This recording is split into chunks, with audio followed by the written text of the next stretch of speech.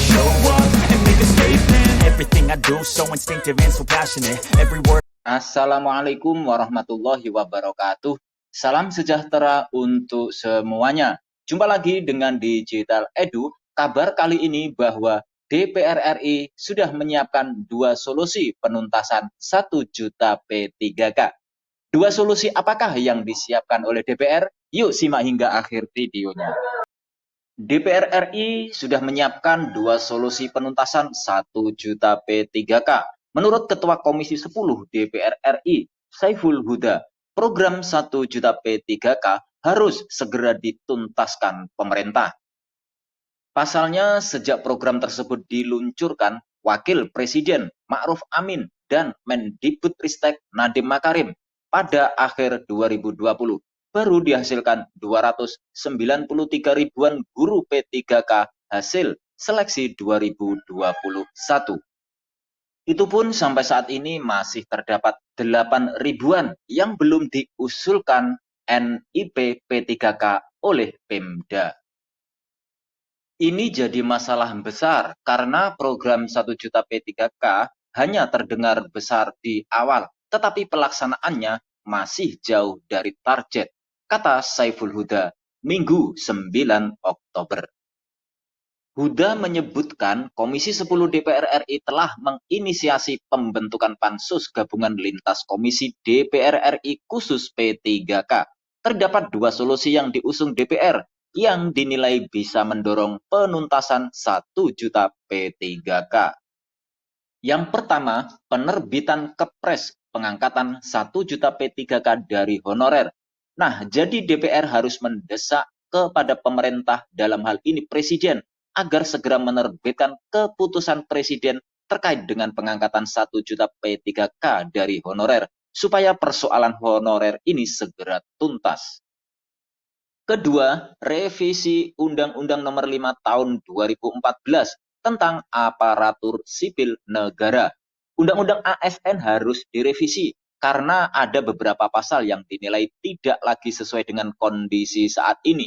Itu sebabnya revisi Undang-Undang ASN beberapa kali masuk program legislasi nasional atau prolegnas dan dibahas Komisi 2 DPR RI. Sayangnya, pembahasannya itu tidak semulus yang dibayangkan. Prinsipnya kami ingin 1 juta P3K ini segera dituntaskan pemerintah. Apalagi untuk tenaga pendidik telah terjadi kekosongan guru ASN yang hampir 700 ribu orang, ucap Huda. Percepatan seleksi 1 juta P3K memang tidak bisa didorong hanya dari Komisi 10 saja. Proses seleksi misalnya harus melibatkan Kemenpan RB dan BKN yang menjadi mitra dari Komisi 2. Untuk penganggaran harus melibatkan Kementerian Keuangan yang menjadi mitra dari Komisi 11. Kendala teknis seleksi P3K ini sangat beragam. Kendala itu mulai dari kualifikasi yang harus dipenuhi guru honorer dalam proses seleksi. Bagaimana penempatan mereka setelah lolos seleksi? Bagaimana proses mendapatkan nomor induk pegawai? Hingga bagaimana proses penggajian mereka? Sementara itu, pihak Istana Kepresidenan meminta para menteri segera mengisi jabatan pimpinan tinggi di kementerian atau lembaga dengan pejabat definitif, bukan lagi berstatus pelaksana tugas atau PLT. Perintah tersebut tertuang dalam surat edaran Sekretaris Kabinet Pramono Anung mengeluarkan nomor 1 tahun 2022 tentang pengisian jabatan pimpinan tinggi pada kementerian atau lembaga. Menteri atau kepala lembaga untuk segera mengisi jabatan pimpinan tinggi atau jabatan setingkat yang kosong dengan pejabat definitif dan tidak menugaskan PLT dalam jangka waktu yang lama. Demikian petikan SE tertanggal 5 Oktober 2022 tersebut.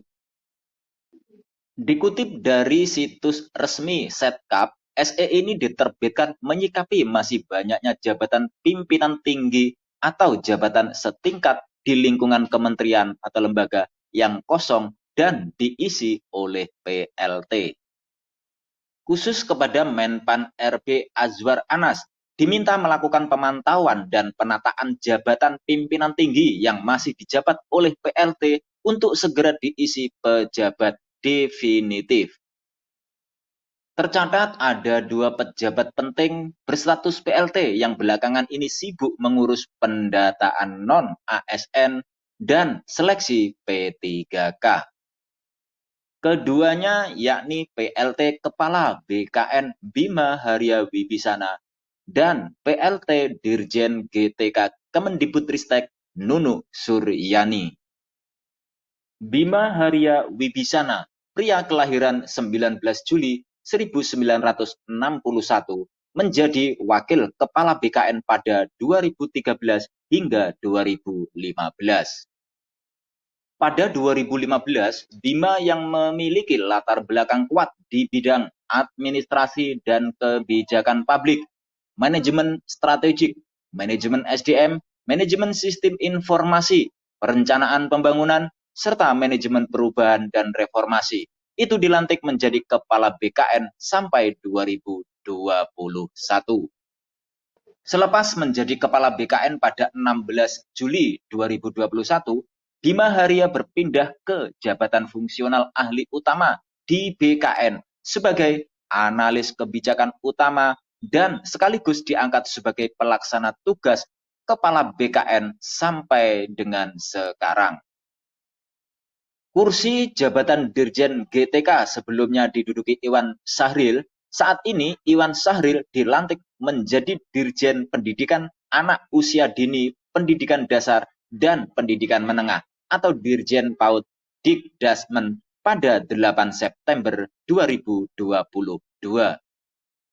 Sementara itu, Profesor Dr. Nunuk Suryani, MPD, yang sebelumnya menjabat Sekretaris Direktorat Jenderal Guru dan Tenaga Kependidikan, lantas mengisi jabatan yang ditinggalkan Iwan Sahril.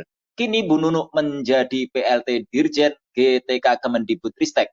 Sejak menjadi Sekretaris Dirjen GTK hingga saat ini menjadi PLT Dirjen GTK, Nunuk Suryani kerap menjadi tempat curhat pada guru honorer yang ingin segera diangkat menjadi ASN. Belakangan, Bu Nunuk kerap menyampaikan kebijakan pemerintah terkait seleksi guru P3K 2022. Demikian kabar hari ini, semoga bermanfaat. Terima kasih sudah menonton Digital Edu. Jangan lupa like, subscribe, dan nyalakan lonceng notifikasi agar selalu update info-info terbaru dari Digital Edu. Semoga kita diberi kemudahan dan kelancaran dalam segala urusan, diberi kesehatan, rezeki yang berkah, dan panjang umur. Saya mewakili Digital Edu, mohon maaf bila ada kekurangan. Sampai jumpa pada video selanjutnya. Sekian, wassalamualaikum warahmatullahi wabarakatuh.